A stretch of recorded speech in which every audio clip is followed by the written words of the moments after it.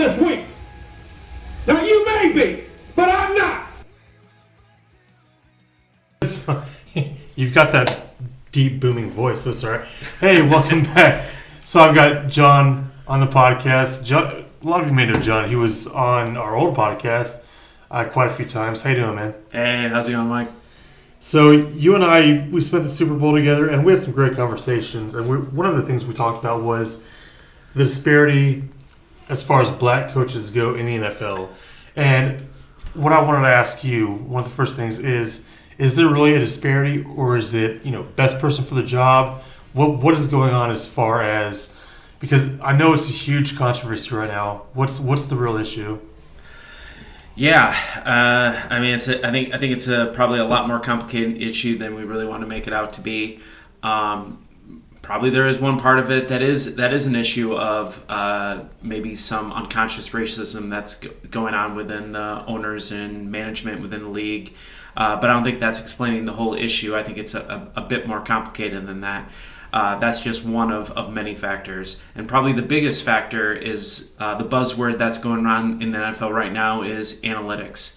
And there are a lot of young coaches coming out of the same coaching tree, people who went straight from college football, going right into these positions where they're just studying and coming up with these coming up into these systems, namely from Sean McVay.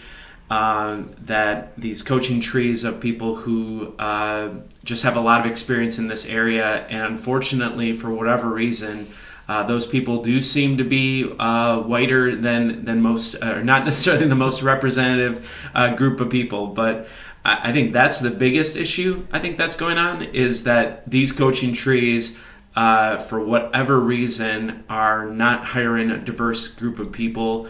And that's the bigger problem. It's not, and any kind of owner or management that wants people trained or think in that ways, they're hiring that group of people. So yeah, maybe we should get Shanahan, the coach at San Francisco, maybe Sean McVay, and any of these other coaches that use analytics.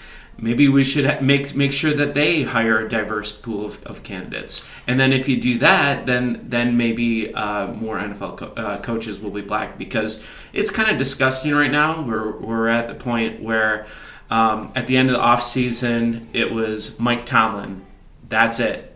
Compared to previous years, they've been a lot more successful, a lot more diverse set of NFL coaches. So it's a problem. Certainly, I expect it to get better over time, but the bigger issue is these the hot areas of coaching are do not have a diverse set of candidates that are within those coaching ranks. And I'm not sure if race is really playing an issue. I mean, you talk about going, you go from the bottom up to coaches like McVay that aren't hiring diverse coaches to train them in the analytics area, because old school coaches, they're X's and O's guys, and this isn't where coaching is trending at this point. I mean, all of the younger coaches that are coming up, the very young successful coaches like the McVays and everybody, they are analytics coaches. They're not X's and O's necessarily. But you look back over the past few years, and there have been successful black coaches. I mean, you look at Lovie Smith, you look at Tony Dungy, obviously Tomlin. There have been very successful black coaches in the NFL, and I don't know if are we sliding backwards, or is it just a new way of coaching that not a lot of people are trained, in this new, the way they're trending now. I mean, I don't know, because as we're having this conversation, I'm going through some of the coaches that Sean McVay hires, and Raheem Morris, his defensive coordinator, is black.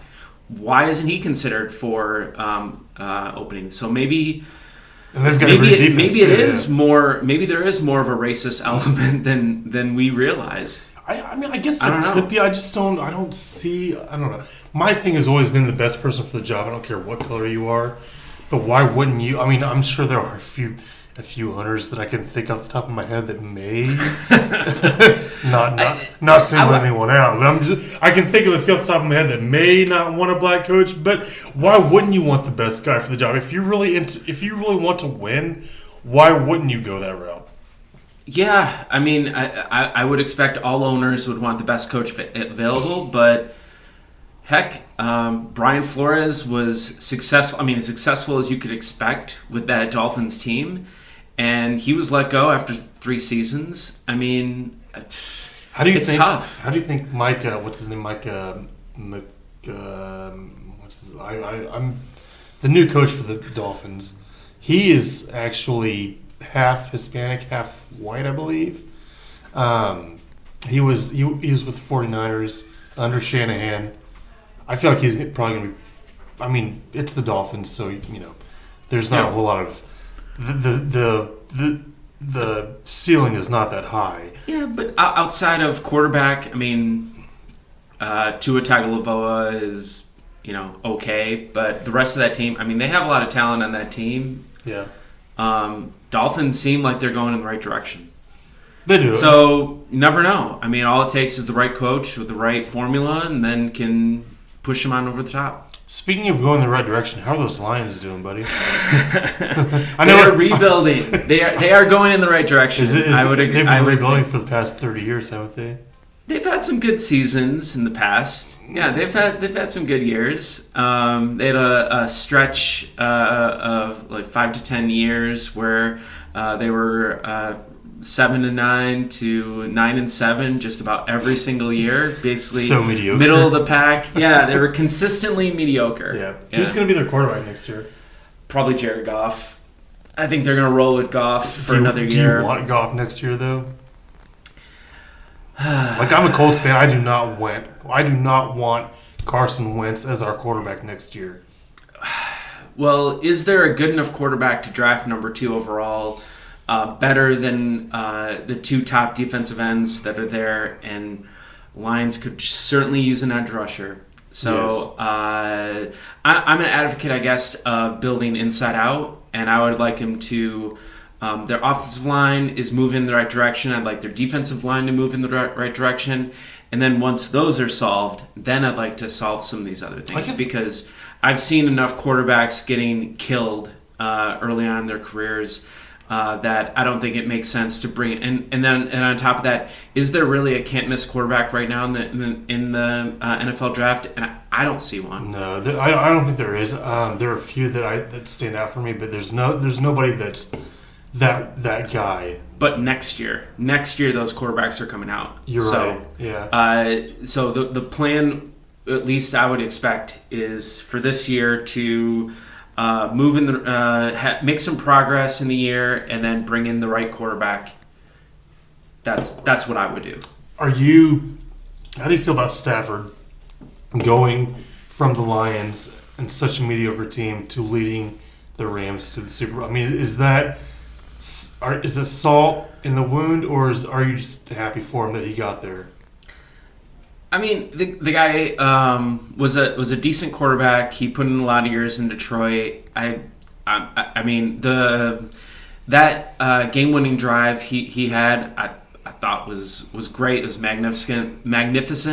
Those are the types of things that he never did in Detroit. I'm happy he did it there. I'm happy he got his Super Bowl. The only issue that I have is some of this rewriting of history that's going on, is bringing that Stafford was so good and the Lions weighed him down. That's where I was going with this. Yeah, that's fine. And then some people saying now that he's going to go to the Hall of Fame, and he very well may. But man, what is the bar to get to the Hall of Fame these days? It's pretty low. I mean, I won't lie. It's gone. I forget who it was that tweeted the other day that the bar has been set so low for the Hall of Fame that's honestly a joke at this point. But for a quarterback, I mean, okay, you know what? I'm happy the Lions drafted Matt Stafford. He was way better than Joey Harrington when he was there, and some of the previous Lions quarterbacks. So he was very good, but he was above average. I never thought he was near the best in the NFL.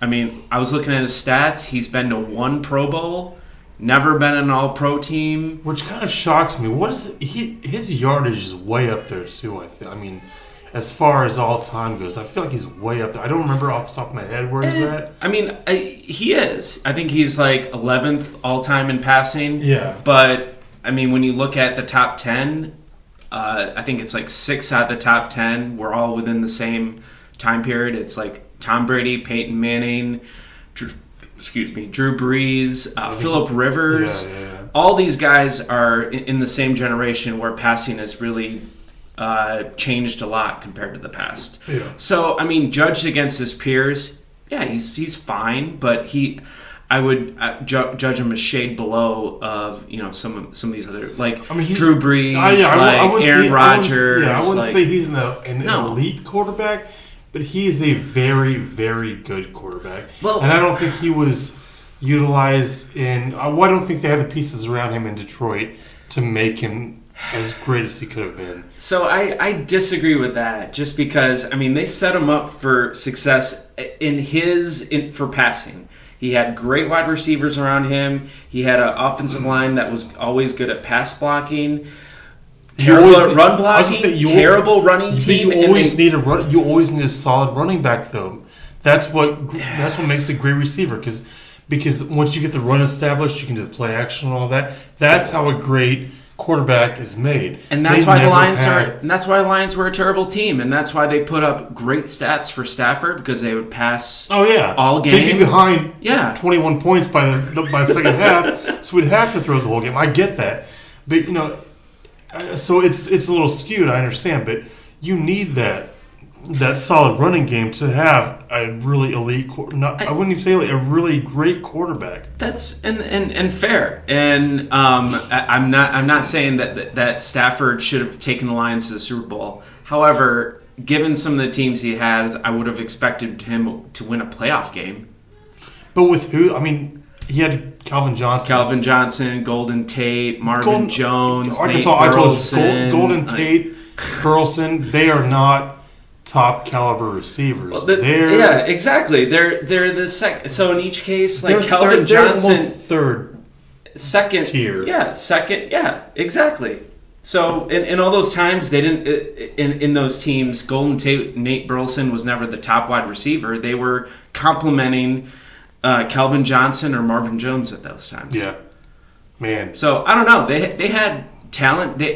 I would argue they had more talent than Joe Burrow had, and at least on offense. I don't know about that. Chase, Jamar Chase and is going to be Calvin Johnson. Calvin Johnson. I mean, Chase just finished his first year, so you can't compare the two at this point. But if you want to compare the two at this point, and I can look into the future, Chase is going to be a better receiver than Calvin Johnson. That's not what I said. What I said is that Joe Burrow had less talent and weapons around him than Stafford had in Detroit, and he was able to do more with that. So my point was that I'm not saying that Stafford should have taken the Lions to the Super Bowl, but expecting a playoff win in his 10-plus years in Detroit, I don't think is, especially given his talent. But I don't know. And my issue with him more is, I'm not saying he was a bad quarterback. He was a disappointing quarterback as a Detroit Lions fan, because you could see the talent around him, and he never put it together. There was just something missing. And obviously, I don't know the guy that well. I mean, other than watching him every Sunday, but it always felt like something was missing. Obviously, his teammates loved him, so I don't think he was a bad guy. He obviously fought hard. He played through a lot of pain. But there's just something missing, and I don't know what that was to be that great quarterback. And obviously, with the great Rams team around him, he was able to pull it together, and he played great that ended the Tampa game, the end of the Super Bowl. Yes. But I've just seen him so many games to the Lions, he would just fall apart. And you could argue that that's the Lions, sure. Maybe it's the fact of him getting beaten down by playing with a team as shitty as the Lions. Yes. However, I would expect other quarterbacks have made more with less. And that, yeah. Okay, you say that Burrow had less talent around him than Stafford when he was with Detroit. But Burrow had Joe Mixon, who you and I talked about on last Sunday, a really great running back. Yeah. He has Chase. He has Higgins. He has who's the? Higgins. The top. You think Higgins had like an would 80, you take Higgins? Higgins had like an 80-yard touchdown on Sunday, man. I mean, after offensive pass interference, but they didn't call it. They didn't call it. So, but I mean, would you gun to your head? Would you take Golden Tate in their prime or Higgins? Higgins hasn't hit his prime yet, though. That's the thing. I know, but he's not even there yet. Yeah, I know, but that's we're having a comparison over I would take Higgins now for the future. Yeah, but what I'm saying is like that year versus Golden Tate in his prime, Calvin Johnson in his prime. Golden Tate was always one of those, like, he was a serviceable receiver. He was the guy that you could hit for a 8-10 yard pass. He'd be open, but he never really. Which is a perfect compliment to a guy like Calvin Johnson. Okay, I get that, but he was never that. And then you had Eric Ebron. We had him here. I know how Ebron was. Yeah, I get Ebron. Pettigrew and don't worry, they're fine. No, they're not. No one outside Detroit even knows who Pettigrew is. So. Yeah. All right, fine. You're going off this path that you're not going to win this one. I don't see it. So all right. Again, Burrow with his terrible offensive line was able to cobble a season in which he got to the Super Bowl. Yeah, but he had great receivers, a great running back. Good defense. But you what you keep saying is like great potential wide receivers. No. I'm saying is Stafford had great receivers in their prime. No, well, Stafford had Calvin Johnson is probably the most talented, one of the most talented wide receivers that we've ever seen. I don't disagree with that. Yeah, but there was nobody else. I mean, you bring up Burleson, you bring up Golden Tate, Marvin Jones. Man, you guys let him go. That was Was he with Jaguars now? Yeah, that was bad. He had was that a trade or was that a free agency thing? I don't remember. Oh, and he had the guy who was signed by the Giants too. I'm trying to think. Wide receiver, big signing. Look it up. Bug me. Look it up. But that new guy, I like St. Brown. He's good. The rookie this year. I like him though. He looks like he's going to be pretty solid. So, but you've got Goff, so I don't know how well this is going to go. No. Goff's terrible, but I mean, of the options that they have, I mean, Galladay. That's why. Kenny Galladay. He was really actually. Yeah, you guys have some.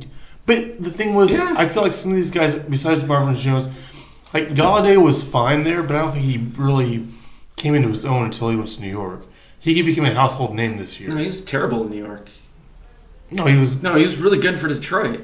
Am I flipping those around? Yeah. Maybe I'm flipping them around. Yeah, he took the money and then he's been actually, okay. You're right. He was really good in Detroit. You're right. So no, but what I'm saying is that you would expect with a guy the talent of Matt Stafford to be able to pull it together one postseason game.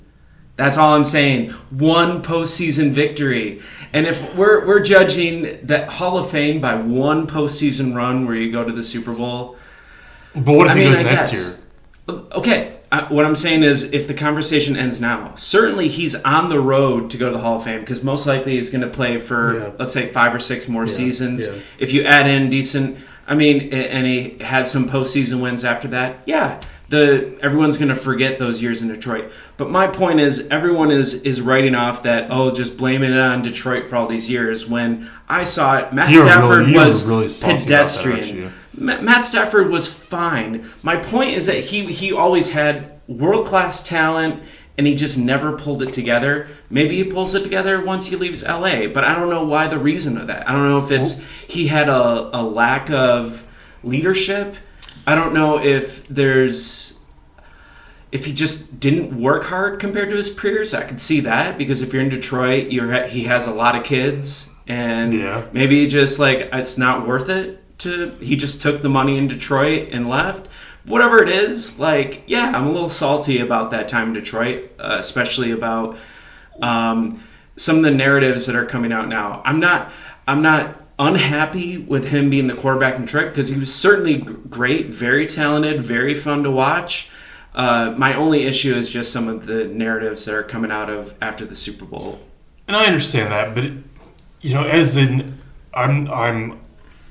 as an objective viewer of this, I'm not a Lions fan, I'm not a Rams fan. Before the start of the season this past year, I was dying to get Matt Stafford on the team for the Colts. They talked about Stafford, they talked about Wentz, they talked about one or two other guys. I was dying to get Stafford on our team because I knew the talent that he had. And I don't watch the Lions that much. I mean, when are the Lions ever on prime time? Never. Yeah. But I knew the talent that he had. I knew he put up yards. I knew he was a great quarterback. So I mean, how does that happen with someone that doesn't watch the Lions? You know what's going on with the Lions. I don't. I just knew he was a great quarterback, and I would have much rather had him than what we ended up with, which is wins. And I totally understand that because, I mean, I saw the talent every week. Yeah, he's a great potential quarterback. And all he needed to do was find the right situation to pull it together. I have no hard feelings about him leaving Detroit. That was the right thing for him and the Lions organization to do.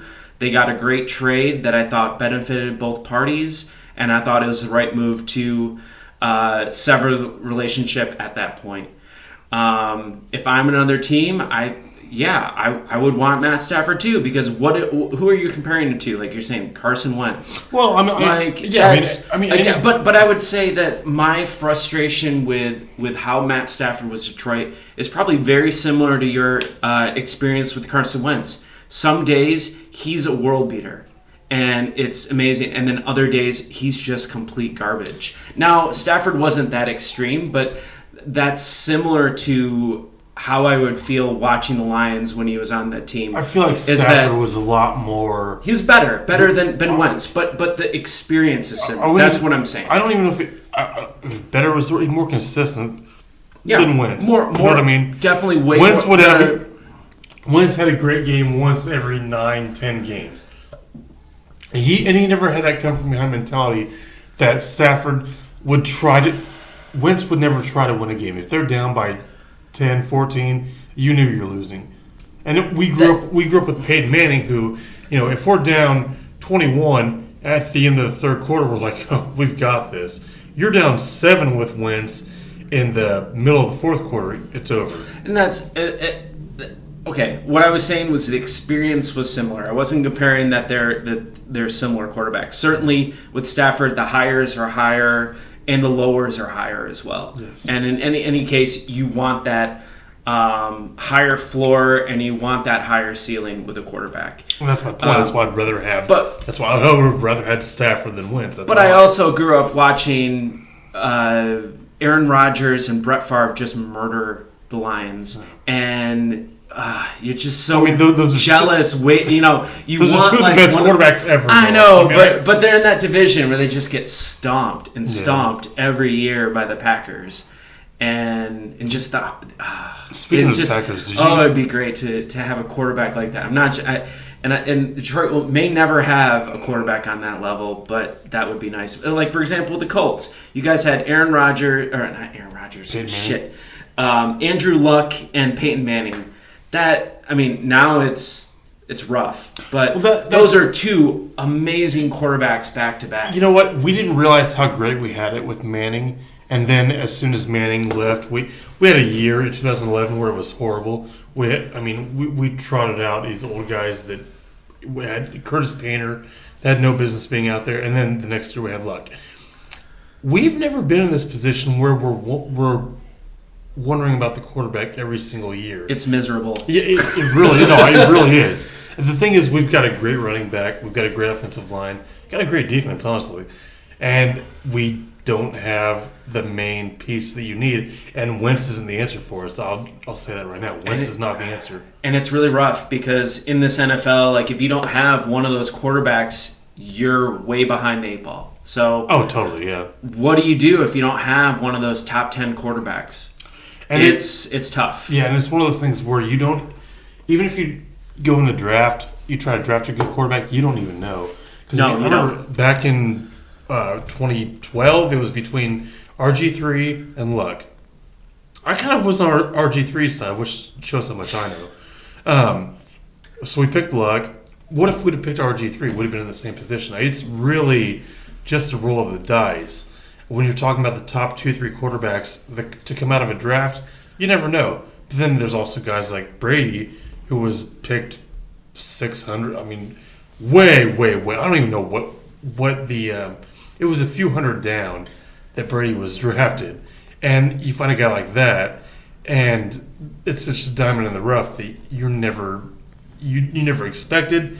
I mean, the only reason he started was because Drew Bledsoe had an injury in 2001, and he came out there and blew everyone away. What did you find out?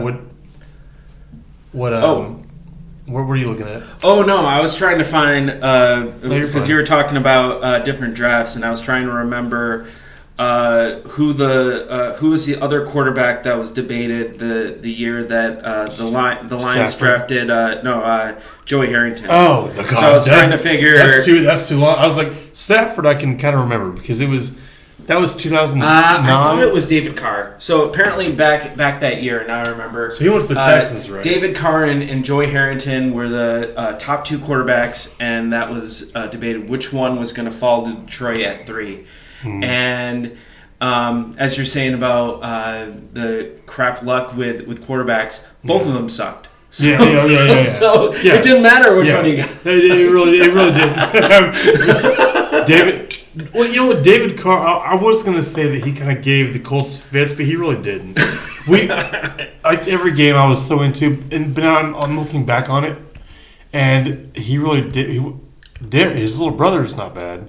Yeah, but I mean, look as you're saying, look at the quarterbacks that are in the I would say top 10 right now of quarterbacks, and where were they drafted? Patrick Mahomes. He wasn't drafted at the top. Brady was way down there. Brady was way. Lamar Jackson was like mid first round. No, he was late. He was like 31st. Oh, I think. Well, there you go, late.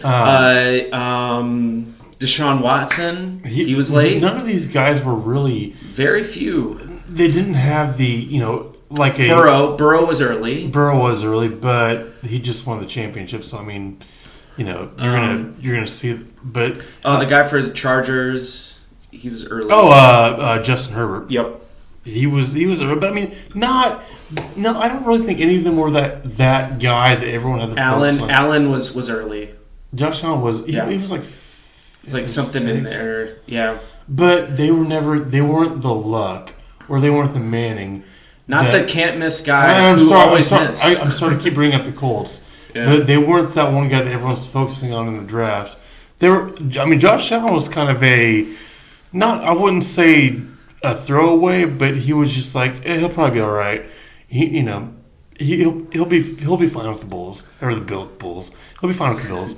But and then he turns out to be Josh fucking Allen. I mean, did you watch the game with them and the Chiefs? Oh, that was amazing. That game was insane. It was that was the best game of the year. 2 minutes left. I'm like, all right, well they're losing, and then like a minute and a half, I'm like, oh, they're up. Then 45 seconds left. They're up. But oh my gosh, the Bills just totally blew that. I mean, if they just squib kicked that. Yeah, I know. They should not have kicked it. They should not have kicked it deep like that. But and I hate when teams play prevent. And when you think about it, does that the overtime rules? Is that the shittiest rule ever? Where if the one team scores a touchdown, the other team has no chance of coming. I mean, I feel like they have to at least get one chance if they score a touchdown. They should change it for playoffs. I mean, I think it's tough. I mean, regular season, fine, but playoffs, I think they should amend the rule. Yeah, because I mean, I feel like that game could have gone on for 9 hours. if that was the rule. But how do you do that? What right? That's the thing. It's like so. Then the next team goes and they have to get a touchdown, or else the game's over. And then the next team goes, and then when does it end? I don't know, but it was such great television that who cares? Yeah, it was amazing. I mean, that was such. I mean, I had to be up at 7:30 the next morning. I'm like, oh my god, please get another touchdown. I didn't care. It was so great. I had no stake in that game.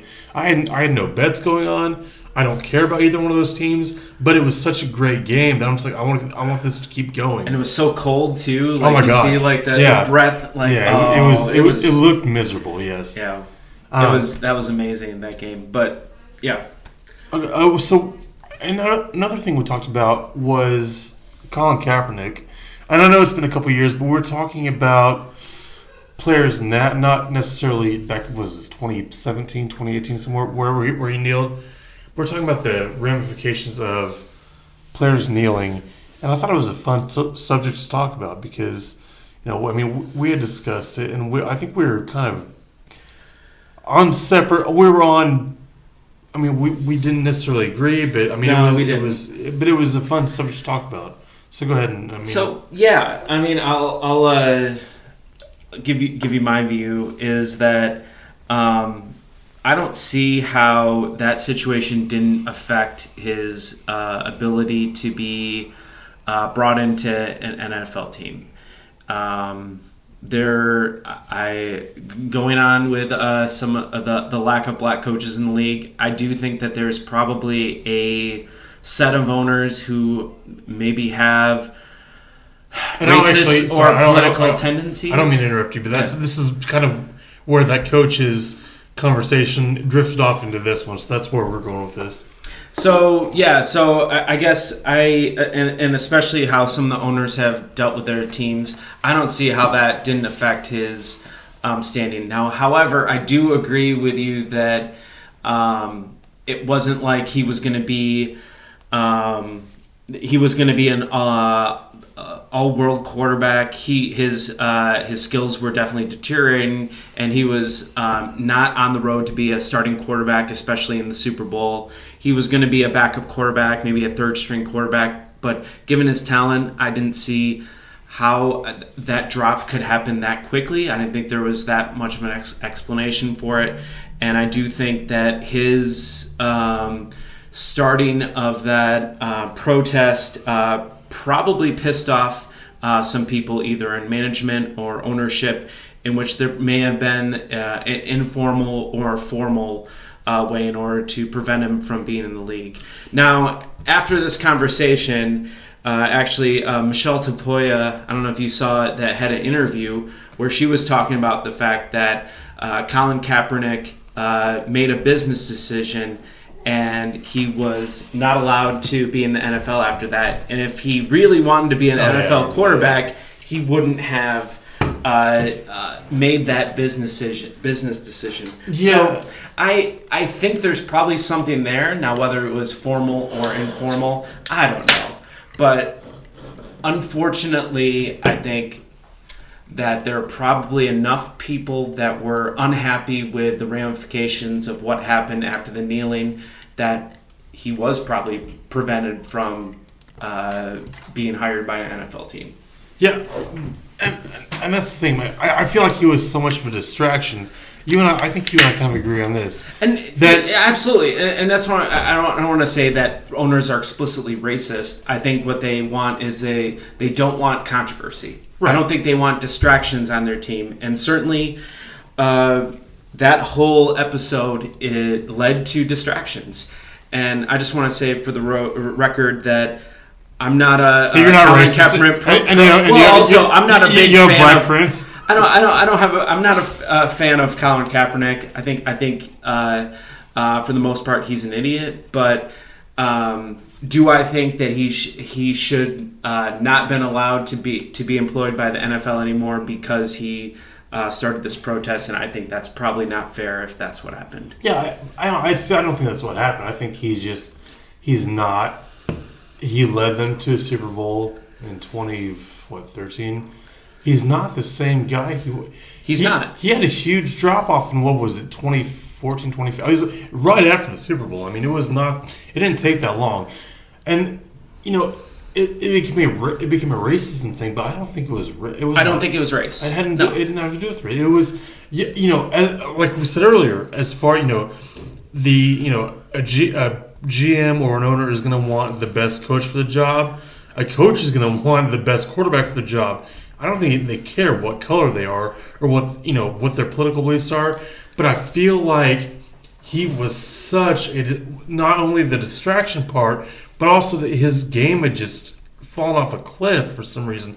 I don't know what it was. I don't know if it was because of the distractions that he wasn't focused on the game, but also he would have been a huge distraction. I don't know if coaches wanted that. It wasn't about race. It would have been a media blitz wherever he would have gone, and I don't know if they would have wanted that. Oh, I have no idea that it would be about racism. Of course, the distraction is a major factor. I mean, what do business owners want the least of? And that's unpredictability and distractions. Right. Yeah. And that's probably the juice wasn't worth the squeeze. Right. And I think there's a very good argument that that's the case. That's exactly right. However, do I think what he did was worthy of that? No, I don't. But however, I do think that there are probably owners or management that decided that the juice wasn't worth the squeeze, so we need to get him out. We need to get rid of this. I know he's been in the past year or so to get back in the league.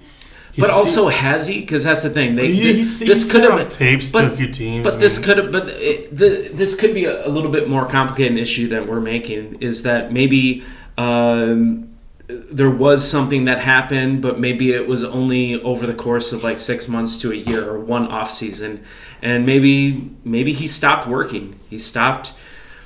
And then his skills continued to deteriorate, so that when he tried to try out for teams, he just wasn't up to it. He wasn't that guy. So this whole situation just may be just a little bit more complicated than what it looks like at face value. Yeah, because I'm trying to remember. I'm thinking back right now to what kind of quarterback he was when the Niners went to the Super Bowl against the Ravens.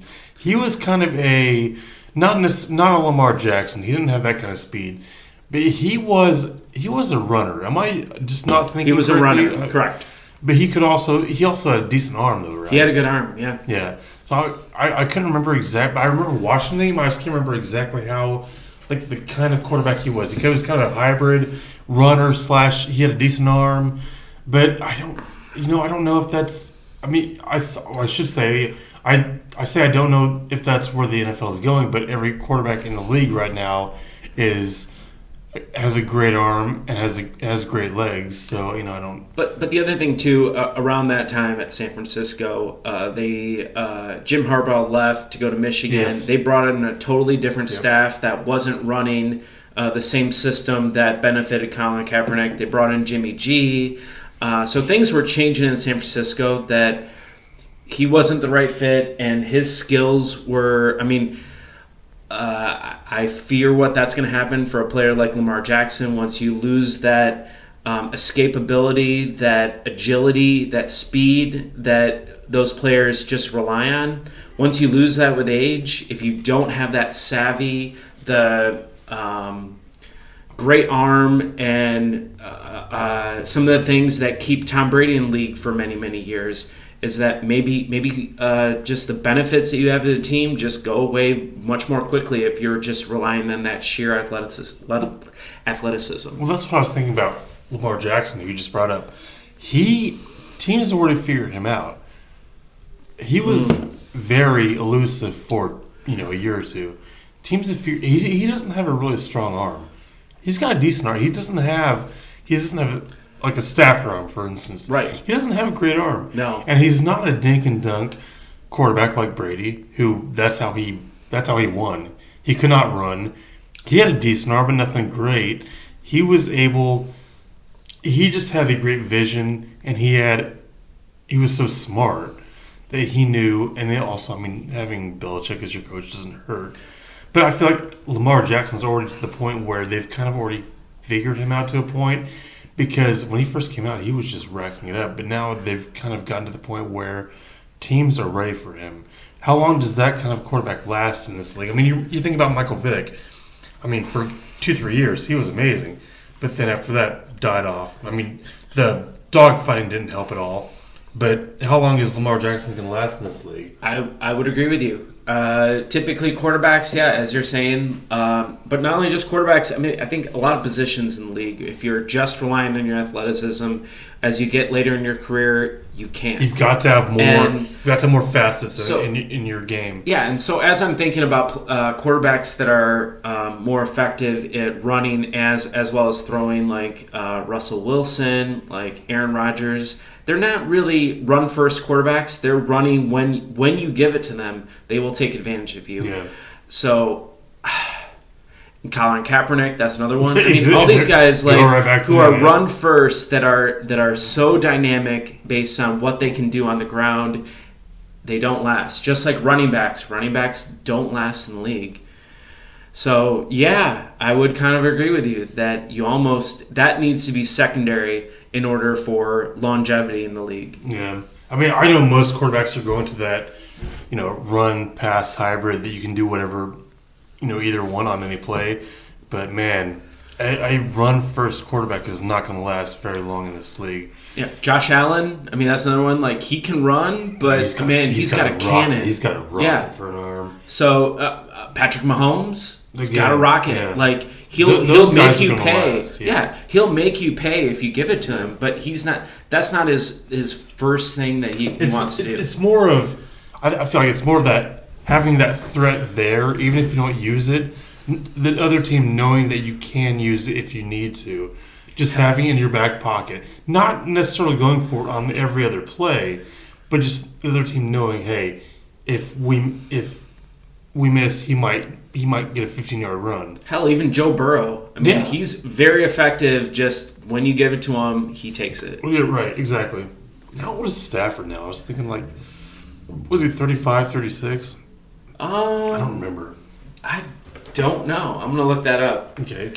I know he's in his 10th, 11th, 12th. I remember he's played at Georgia because I was a big Georgia fan back then. So going back to that is so those Georgia teams were absolutely stacked that he was on. Tebow. Florida had Tebow. Oh, that's what happened. Okay. I can tell you right now. How did he? No, because I was a huge Georgia fan back then, and there was always Tebow that just put that nail in the coffin every year, and it was so frustrating. So he's 33. 30. Okay, 30. He's younger than I thought he was. I thought he was 35. Yeah, 33. He graduated. 09 was his first year, I think. 09? Yeah, he was born in 88. It was 09 was his first year in the NFL, I think is what it was. Mm-hmm. But yeah, it was Tebow, man. Back when Tebow was the guy, and then we all saw what happened. I don't know. I'm still wondering why I don't know what happened with in college. I know college and NFL is a totally different game. Yeah. I don't know what happened with him in the NFL that he just couldn't. He Tebow? couldn't get it together. Yeah. And he played baseball, and then he had that 1 year where he was good. With the Broncos, and then I don't know. Well, he wasn't. He didn't have a very good arm. That's one. No, he had a horrible arm. It was all about his. Couldn't read. He probably couldn't read defenses. This is my Lamar Jackson argument. Yeah. It's just kind of the same thing. But he dominated it in college, man. But he was good based on the combination of size and speed. Oh yeah. And whenever you go to the NFL, that your speed has to. I mean, it just doesn't matter. First off, your size doesn't matter. Right. Size is irrelevant. Yeah, and speed. Honestly, I mean, there are safeties that'll outrun you all day long. Yeah, you need elite speed. Yeah, and you need elusiveness too. That's not the same as speed. You need You need to be able to look at them and know where they're going, where they're going to tackle you in order to be successful. But yeah, man, I don't know. I like talking about that. He dominated the SEC. I'm not even the SEC. All of college back in the 2007, 2008, whatever. I mean, that was brutal. But it's really you need to have immense size to really have that matter in the NFL. And there's only a few players that I can think of on the offensive level that it really translated. One player is who we mentioned before, Calvin Johnson. Yeah. I mean, just imposing size. Just ridiculous. And the other guy I'm thinking of is the running back for the Titans right now. Derrick Henry. Yeah, just he's massive he's a bulldozer. guy. Yeah. But like that combination of size and speed, that's going to translate. But most cases, you don't need that. Well, like you just said, both of those, Calvin Johnson and Derrick Henry, who you just mentioned, they're not quarterbacks. Position players, sure, they can get away with having, good size, good speed. Quarterbacks, they're going to figure you out at some point. Yeah. Defenses are too smart these days. Mm-hmm. They're too sophisticated, and it's just a matter of time. So, I mean, we're talking about... But I will be interested to see what some of these quarterbacks are, young guys who, in college football, like Bryce Young. Yeah. I want to see what he does. I mean, his arm and his combination, I mean, that seems to be the right combination, as we're talking about, of has the speed to pick it up when you need it, but has just tremendous arm. I'm excited to see what he does in the NFL. I think that's the key nowadays. Is you gotta have that. You gotta have a decent arm. Actually, more than that, you gotta have I think nowadays you have to have a cannon. I mean, Tom Brady's the exception, where he has not that great of an arm and he can't run. But to make it now, I feel like you have to have a cannon and you have to be able to have some looseness too. Yeah, so, you have to be. I mean, Bryce Young Drew Brees is a too. great example, I mean, guys who have just pinpoint accuracy will make it too. Mm. And if you combine that accuracy with the ability to read defenses, that's really tough to game plan for. No, absolutely. But then, on the other hand, if you combine that with a massive arm, that's where you have a Hall of Fame candidate. Yeah. So on the topic of racism, I don't know why this whole podcast is about racism. All right. So let's talk about Joe Rogan. What? I mean, I could go on for days about it. I used to love Joe Rogan's podcast. I mean, love Joe Rogan's podcast. And it was one of those things I look forward to every week. And I would say, yes, all right, he's got a new one. Awesome. What's he going to talk about this week? And now he's gotten into it's been a little while. With COVID, he kind of got insane. And then, I mean, I'm not going to put this on him because I don't know if it warrants anyone canceling him for this, but saying the N-word. But the N-word was a mashup of him saying the N-word a bunch of times about lyrics, about, someone said N-word. It wasn't him saying that. What is your thought on that?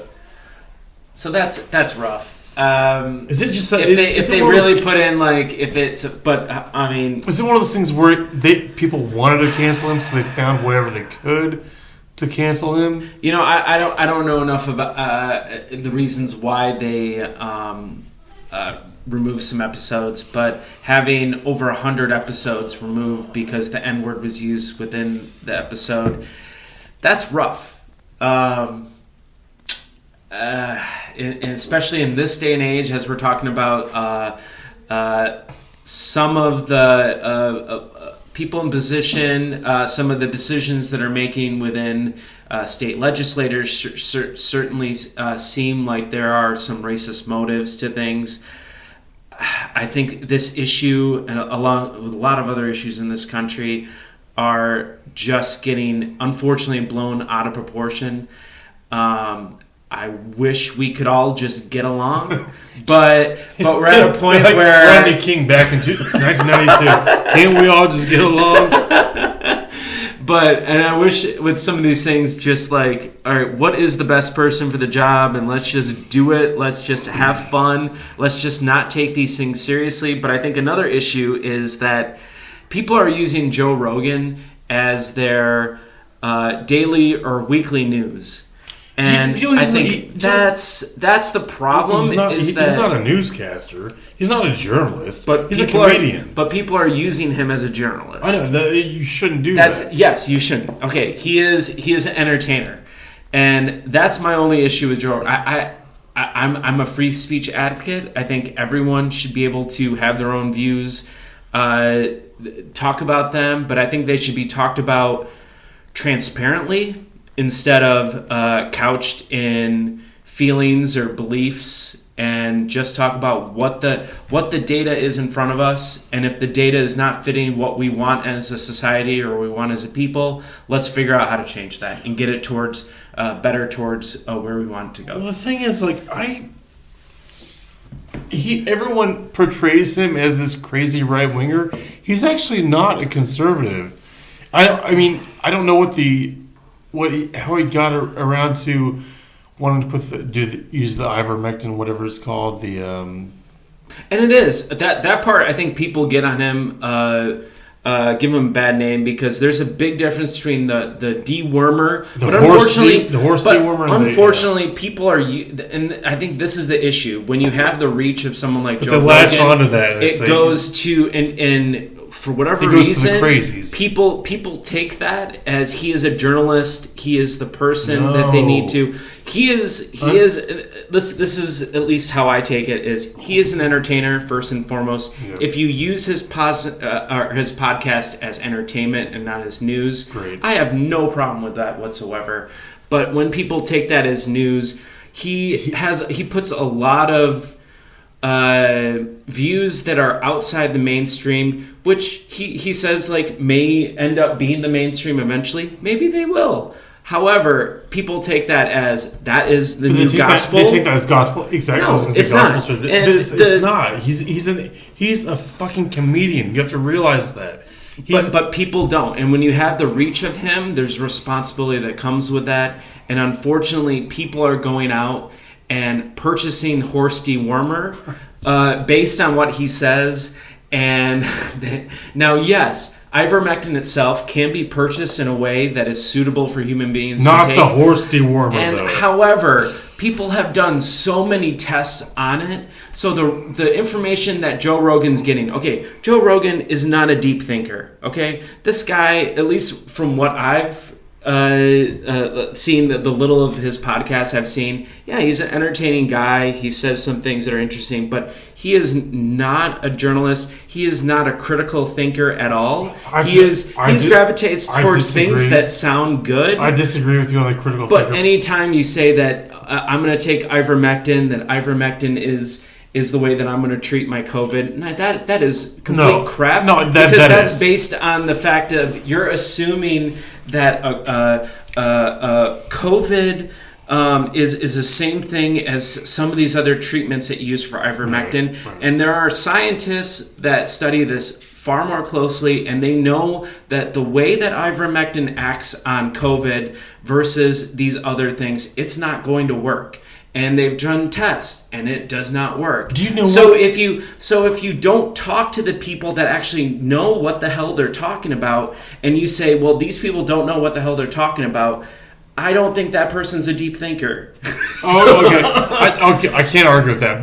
Do you know where the ivermectin thing came from? Who said, well, I'm going to put this horse dewormer in it and see if I can, Well, it's not. Well, okay. Well, wait a second. It's not a horse dewormer, and it was originally. That was the original. No. It's not original. It is used currently as a horse dewormer because it's an anti-parasite treatment. My question is, who the fuck decided to put that in their body and say, well, I'm going to try to get rid of COVID with this? Well, no. So it is used for some other treatments of autoimmune disorders, and I think parasites it's used for too. Mm-hmm. So for any of those, it's used as an effective treatment. And it was actually when people didn't know what the fuck COVID was to begin with.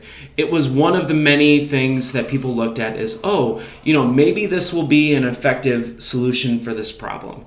And just like many of the other treatments, it was something that was found to be BS. However, this was something that it seems like President Trump was very bullish on. Some people have thought that he had money in it, and he particularly pushed it that this is the solution to this problem, and a lot of other right-wing groups jumped on it, that this is going to be the solution of this epidemic, and everyone needs to take it before the actual studies were done. And then the studies came out, and then this is BS, and everyone just said, well, fake news. Yeah, right. Then this is what we have to take. And then it just kind of snowballed from there. Mm-hmm. Whereas, all the best to Joe Rogan, but that's not how you, again, like just because other similar illnesses can be solved by this treatment doesn't mean it will be effective for that treatment. And there's a lot of very good scientific reasons for the case of why that's not the case, not the issue. It's like saying, okay, I'm going to solve diabetes with heart medicine. Right. Okay, heart medicine may be effective for diabetes, or it may not be. Then you test it. Just so everyone's aware, John is a scientist that deals. You deal with diabetes, correct? That is I do, but I don't deal with COVID. So any of my opinions are just separate. But I do know that sometimes drugs for one illness that looks similar can be useful for another illness, and sometimes it's not. It just depends. And sometimes things don't work as we think, and we learn something new by that.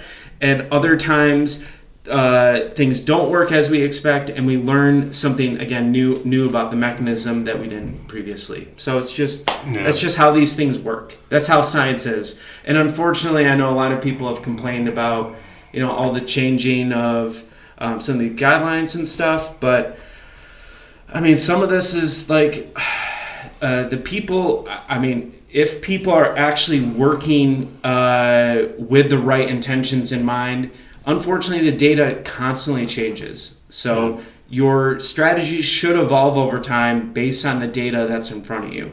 That's what we're taught in science, is to just constantly follow the data and the models that are right in front of us, and everything changes. Sometimes we're right, sometimes we're wrong, but it's all about blindly just doing what you have with the data that's in front of you.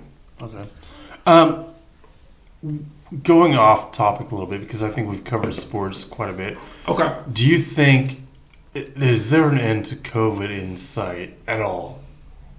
And I know you don't, this isn't your expertise. Yeah. I'm just asking you in general. Do you think there is an end in sight for COVID? Well, what do you define as the end of COVID? I mean, a year, 2 years. I mean, do you think that we're going to do you think it's just going to disappear? No, I think it's going to be like the flu at some point. Yeah, probably it will. So, like for example, with the bird flu in Asia, after the bird flu and swine flu in Asia, they wore masks in public places all the time. Mm-hmm. That was just a normal thing that they would do in Asia.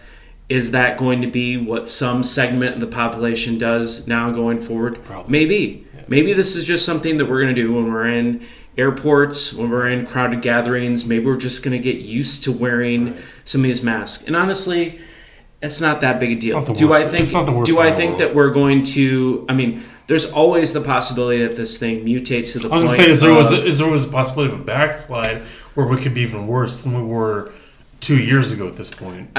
I think that's pretty unlikely, but it's possible. Mm-hmm. I mean, I don't think anyone's going to say that it's... Yeah, I guess 2 years ago. That it could mutate to the point. However, the data coming out about the Omicron variant seems pretty encouraging. One thing is it's extremely transmissible, but for whatever reason, version... It's not as strong. And it also gives you cross-immunity to all the other previous variants. Mm-hmm. So... The buildup in your immune system seems to be much stronger with this variant based on the previous ones. That's good news. Sure. The fact that it got weaker, that's really good news.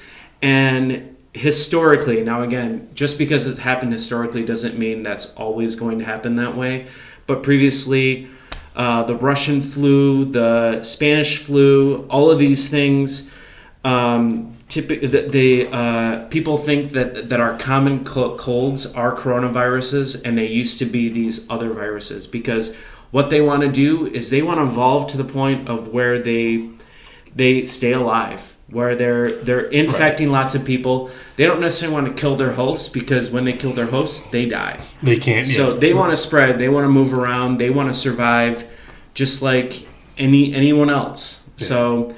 This is naturally how these coronaviruses evolve, and we got to hope that that's the way this particular coronavirus evolves. So I would assume that this is something we just live with for a while. Yeah, maybe we get a yearly COVID shot along with our flu shot. Maybe they give it together. Give the COVID shot along with the flu shot every year, and this is just something that we work with. But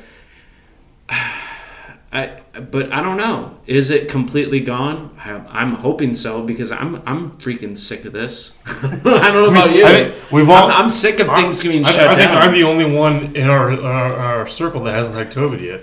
So I mean, maybe I have. I really don't know, but. It wasn't that bad, but then again, I was boosted and vaccinated, so me it was fine. Kim was vaccinated, but hadn't been boosted yet. I've been vaccinated, not boosted, but I haven't gotten it yet. And she was down for about 2-3 days. She was fine after that. I mean, you were. It's like a cold or a flu. Like it wasn't, at least for me, it wasn't that. Which I'm surprised I didn't get it when she had it. It's kind of surprising. Yeah. I mean, with how contagious it is, it's smoking. That's what keeps that's what keeps COVID away. Well, the other thing is you could have been asymptomatic. Probably, that's probably what I'm assuming actually. But, is that in some cases you can just get it in the background. Yeah, that's the scary part with it. With a lot of this stuff. That's right. Yeah, and then you transfer. You don't think you have, and you transfer to the. That's really how it spread. But yeah, I'm just so sick of. It's been all of this. It's been 2 fucking years, man. But I mean, look at it. I mean, look how much of the world has gone back to normal. Yeah, I mean, very little we're basically to normal now. I mean, we've got full capacity at sporting events, whatever you want to, concerts, whatever you're going to do. It's basically full capacity. It's just still that thing in the back of your mind. But for us at work and conferences, all those things are just canceled. Oh, sure. And it's like the social gatherings associated with work are a bummer that those are just completely not present. Right. But otherwise, I mean, the rest of the world is pretty much like restaurants. Everything is not shut down anymore. It's normal. But I mean, there's still that thing in the back of your mind, and you wonder if you go out in public. Like to a restaurant, if you should wear should I wear a mask or not? I mean, no one else here is wearing a mask. Should I wear a mask?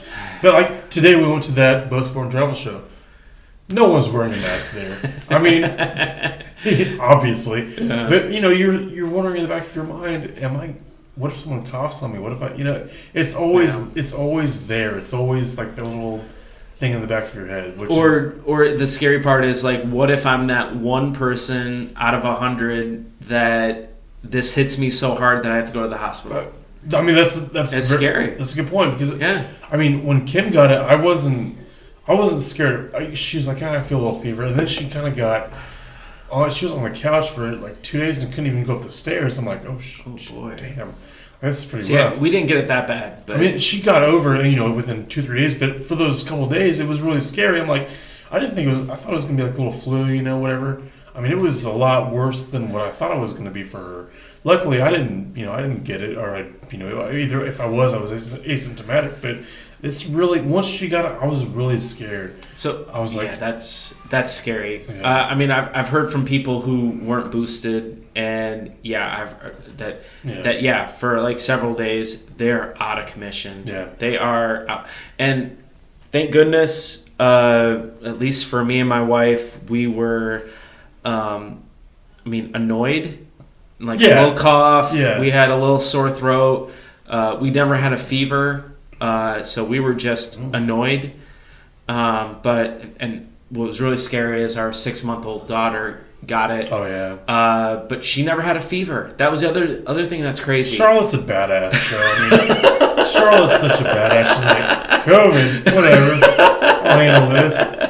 But I mean, seeing a 6-month-old girl gasping for breath as she's coughing and such. I mean, she fought through it. She was fine, but that part was scary. Yeah. But I mean, the rest of it. I mean, I have to say, if this is the future of COVID, of if people are boosted and vaccinated, that it's just basically feels like a cold. That's amazing. Is that? And I think that's. I think is that what it's going to turn into? Is basically if you have you might get the flu. You might or might not every year. Is that kind of what this is going to turn into? Most likely. That's kind of what I feel like. Most likely, that's what's going to happen. Yeah. Is it's going to naturally evolve to the down point that it gets less severe. Yeah. But yeah, as you're saying, when I've talked to people who got it, a lot of the comments are, "This is a really bad flu. Yeah. This kicked my ass." That's all I've heard is it's either I was fine or it knocked me on my ass for a week. It's one or the other at this point. But it's rough. Yeah. So. But hey, we're all through it, and hopefully, cases are coming down, and hopefully then things will just improve from here on out, because it has to, right? That's we're all hopeful. I hope that it can only go up from here, or it can only go down, whatever you want to call it. But as you're saying, is that maybe this is just natural. I pull out my mask when I go to the grocery store. I just put it on, and it's honestly not that inconvenient. What is inconvenient is that I have to say, when Laura and I went, before we had Charlotte, we went to Disney World, and we're at Disney World in 90-degree heat with a freaking mask on. So terrible. That is annoying. Yeah, and you're outside, and you're required to I hope we at least eliminate those kind of things, so that you're not in a very uncomfortable hot area where it's really uncomfortable to be around. Yeah. I hope we get rid of those situations. Yeah, and I think we will at some point. I think when the flu first was a thing, I don't know the origin of it, but I'm assuming this was kind of the same, has the same etymology as the flu. At some point, I don't know when you probably know more about it than I do, but I'm sure it started out as almost like a pandemic. Which this was started out as. There's different versions of influenza that come around, but yeah, people. The concerning part is, lots of people die from the flu every single year. Yeah. And the problem with the COVID is, I think it was 10 times more frequent of death and hospitalization than the common flu.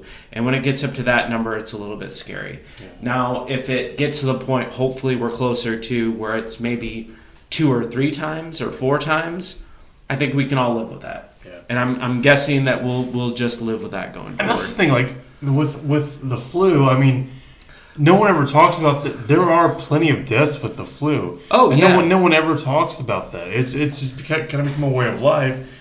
And I say, you get the flu, you might throw up, you might have a fever for a few days, but I feel like that's where this is trending, and that's what I'm hoping this is going to be in the next 2-3 years. I'm expecting that to be the case, but we can't predict the future, and I will say, even though I've expressed some of these opinions on the podcast, I do think that there's too much of this. I am fearful of the restrictions and some of the virtue signaling that's happening with all this. Oh, yeah. Because, if you want to wear a mask, I think go for it. Do you ever think the flu was a political...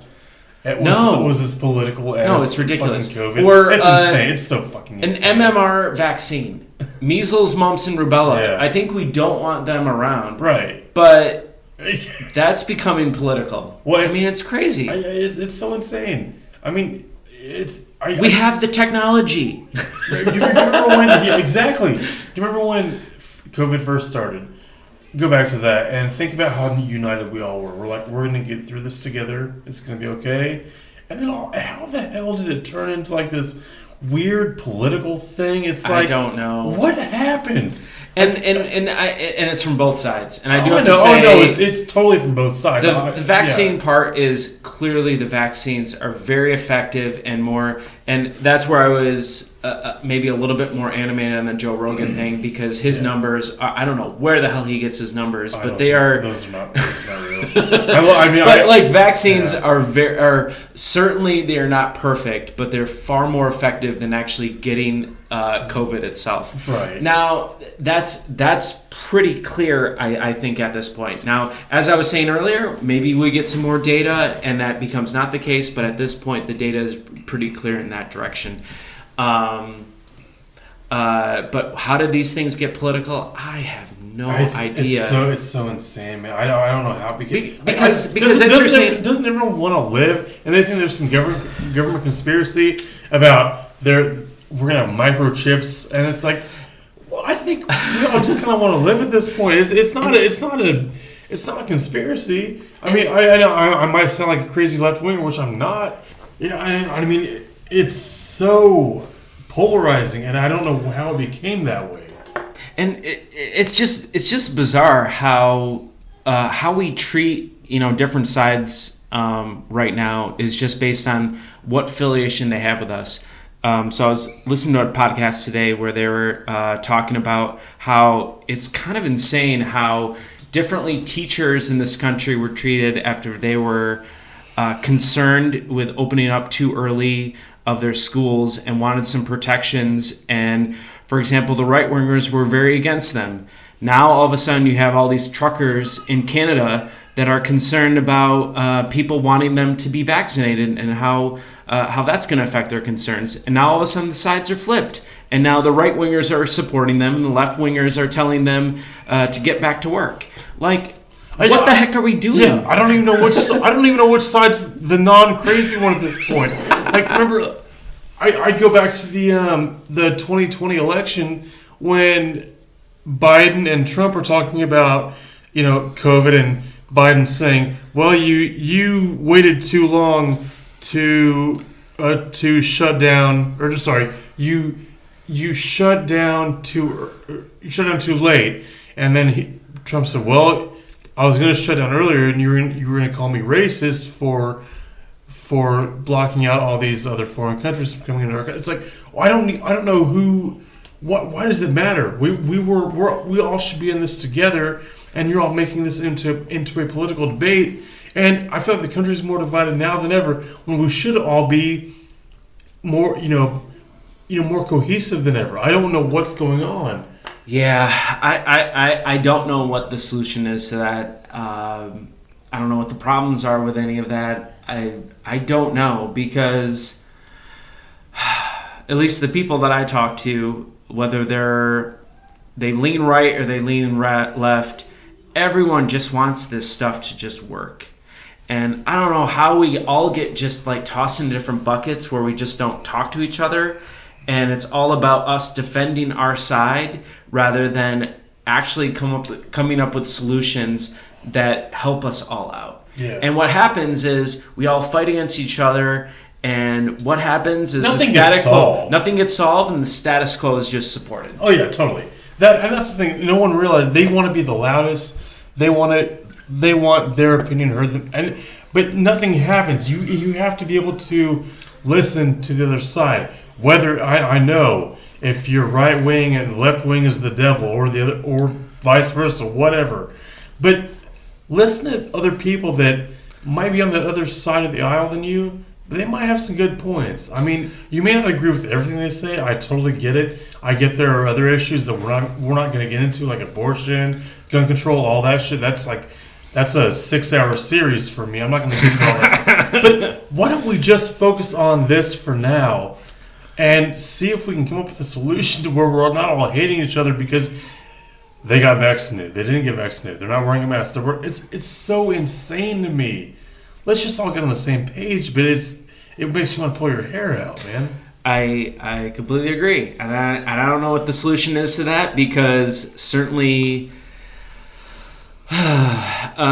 clicks are made based on whether things speak to the right audience or whether they don't, and nobody wins with just things even down the middle, unbiased framing of different things. Things written to one side or the other is what's successful, and I don't know what the problem is. I don't know what the solution is. But I just know talking about it, being open-minded about solutions. Like for example, I will be the first person. I'm definitely lean left-wing, but I grew up in a very right-wing household and right-wing area in Michigan, and I understand both sides. I think, and like for example, on the school issue. I think schools should find a way to be open. I think it's ridiculous whenever schools are shut down due to COVID, because the biggest hurdles that we have is that businesses can be open, because if parents can't send their kids to school or daycare, then they can't work. And then if they can't work, then the whole thing falls apart. No, I totally agree. So for example, like that's something that not all left-wing people, tend to believe with, but I think we should try to get back to normal as best we can, protect the most vulnerable, and use our tools of vaccines as we can. Yeah. I don't know. Like, these things are really tough, and I think everyone's just stuck in their own area where they want, as you're saying about talking, I don't think everyone really listens to everyone. I think they want others to listen to them and to change their opinions and to follow what they believe, instead of actually talk about things logically and respect others when they have a disagreement. However, you still should be open. Everyone should be open to other perspectives, because there's a lot of misinformation out there, as we previously talked about in the podcast. Yeah, they should be open, but they're not going to be open, because people are very hard-headed. They're very narrow-minded. And there's a lot of misinformation out there. Yeah, there absolutely is. That's why, like I told you, whoever's the loudest one wins. But that's what, in their mind, that's what they're thinking. If you can speak the loudest, if you can have caps lock on the whole time, and if you're on Facebook, whatever, and spouting your argument, then you win. That's not the case. And there's such a herd thing whether it's on Facebook, whether it's whatever kind of social media you're on, whoever speaks the loudest, everyone gets behind that, and that's not always the case. They may be totally wrong, and you might be fucked, to be honest with you. If you're following the wrong person, if whatever they say, you'd be totally wrong. If you follow Joe Rogan right now, you might be a little wrong. If you followed Trump when he said, I know it was a joke, when he said put bleach in your arm, you might be wrong. I don't know if it was a joke. He said it was a joke afterwards. He said it was a joke, okay, let's for the sake of argument, let's say he said that was a free one. Let's say it was a joke for him, but I guarantee there are plenty of those crazy right-wingers that took that at face value and said, oh, well, that's the cure for COVID, and did it. There were people like that. Yeah, and you know what? And for the record, when people bring up some of these things, there's a logic to bleach being a solution to COVID, okay? There is. I understand what was going on inside his head. It's not a completely unintelligent thing to come up with. It actually takes some creative thinking to say something that works on surfaces would be used inside, and there can be some way in order for engineers to figure out how to use that. Right. I don't disagree with that. Right. Now, it would need a non-crazy person, which I'm not convinced Trump is not a crazy person, to actually talk to people who are, invested and educated in the area, to explain how that maybe wouldn't work. And hopefully then when they bring something to the table that unfortunately is not ivermectin, that is a solution. And it sounds like they did, because I have to give him credit over a lot of people in the Republican Party, of him being one of the biggest proponent for vaccines. He has said he is boosted, he has his vaccines, he has pushed for that, and when he says that, he gets booed by his supporters. Well, and that's one of the things, actually, another thing that came up in that same presidential debate, which, I know it was a year and a half ago, so it doesn't really matter at this point, but he did say, it was 2020, and it was going to be 2021, and he said, we'll have a vaccine within another month or so. And they did. And I forget who it was that was doing the moderating on that debate. But anyway, the moderator said, so and so. I think it was some kind of attorney general. Somebody said it's not going to be available until next summer, which was the summer of 2021. And Trump said, no, we will have it out within a month or two. And he was actually right about that. I mean, take that for what it is, but he actually did make they were trying to throw stones at him, and he actually was correct on that one thing. So wait, I'm trying to follow where you're coming from. 2020 debate. It was November of 2020. Oh, they said that the vaccines wouldn't be available until summer of 2021. Okay. And I got mine in March of 2021. Yeah, I got mine in March, I think. So too. That's one thing that he was dead on about. I'm not going to say he was dead on about everything, but that's one thing that he, they're trying to refute him and saying, well, so and so surgeon somebody. No. Actually, originally, if I remember that conversation, he actually promised it before the election, and that's where people said, you're crazy. No, he promised it before the election because he made it as he tried to force some of these companies or tried to grease the wheels enough. Right. I can for the record, that greasing the wheels would have been a good thing because what? There's far too much bureaucracy in this country that slows all this stuff down. That we could make a whole lot more progress if we just didn't have so much of a, I don't know if it's FDA, CDC, or if it's the whole government that just doesn't work as properly as it should. Why? I wish it worked better. Why are people against? There are people against the vaccine, but they're not against the flu vaccine, which they say, well, there's not enough testing done. We're going to have 3 years in the next 5 years. Why are they saying this? I don't get it. I really don't understand why these people are doing this. Are they just scared about with what? Okay, so they're not afraid of the flu vaccine. They're not afraid of other vaccines. They're afraid because there's not been enough testing done. It hasn't been long enough. What is long enough to have testing done on a vaccine to where you feel safe getting it? Well, there's a few explanations, I guess, for that. One, previously it has not been FDA approved, which that's a worthy I get that explanation. I totally get that. But now it is. Yes. So that's not a strong argument. Right. The other argument has been that what Republicans want to do is to slow down everything as best as they can. And if there are outbreaks, if there are people with the COVID, that making things bad will help people vote out Democrats and to vote them back in power. That some people have said is the explanation for some of this organized anti-vaccine, mandates and all these things. So I don't know if that's the case. Again, I can't say what people's intentions are. But that's unfortunately how politics works. Is that what happens is one side gets into power.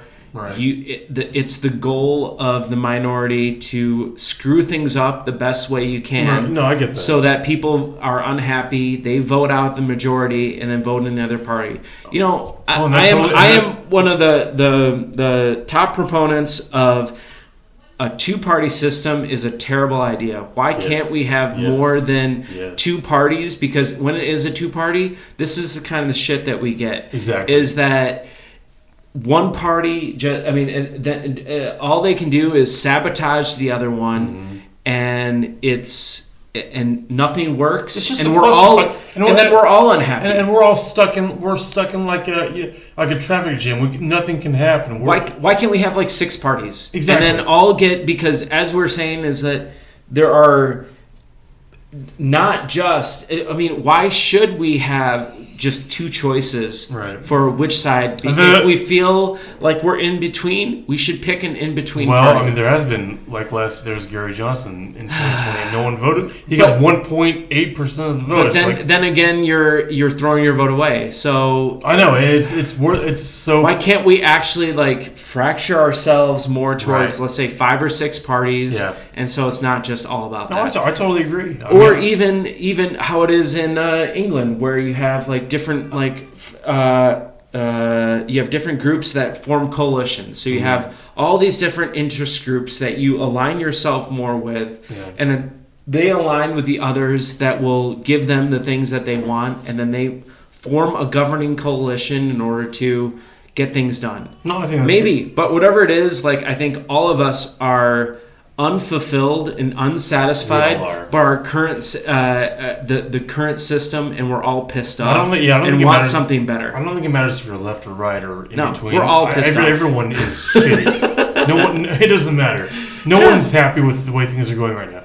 No. And I think we're all like, we all have different reasons of why we're all unhappy with it. Absolutely. I mean, we totally do. And it could be because you hate Biden. It could be because whatever. It doesn't matter. But we're all. It's not giving us what we want. Exactly. Yeah. So anyway, I think we're gonna wrap this up, and we gotta go eat some Italian food. I think it's gonna be delicious. We're at an hour and a half. I think we've done our job. God, we have.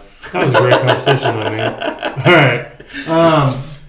That was John. This is Mikey, and we will see you next time. Thanks.